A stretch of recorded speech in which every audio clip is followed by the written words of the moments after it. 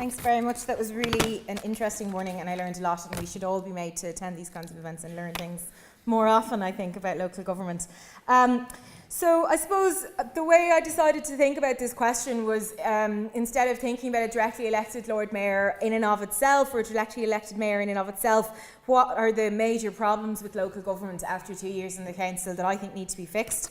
And for me, the two issues that I believe, from my perspective, trying to build left politics in the city are, first of all, apathy amongst voters towards politics, and second of all, the fact that as the city that is the most economically powerful place in the country, the lack of control over economic and financial issues that local government has. And these are not unique issues.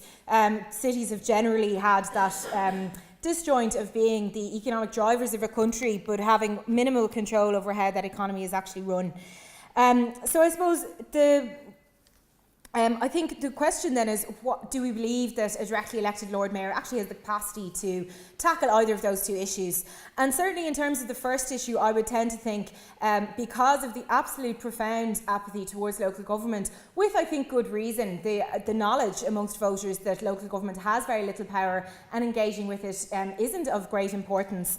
I think that it's probably a necessary first step to engage voters in the process of electing a mayor to overcome the first barrier towards that.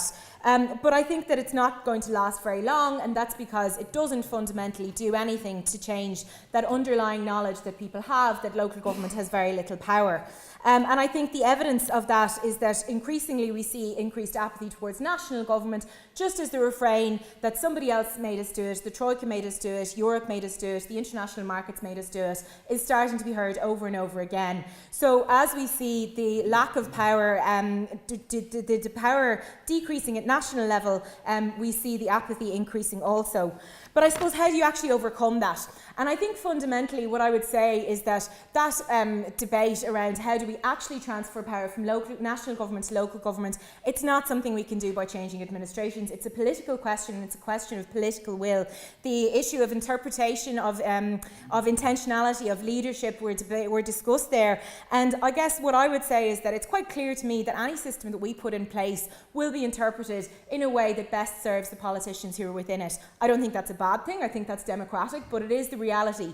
So we can see that the choices about when we decide to fight back against those with power are taken up as battles. We can see that the government has decided, which I disagree with, but it has decided to make a battle of the issue of the Apple ruling. It has not decided to do the same thing with many other issues. And at local government, similarly, I think there is great evidence from many other cities.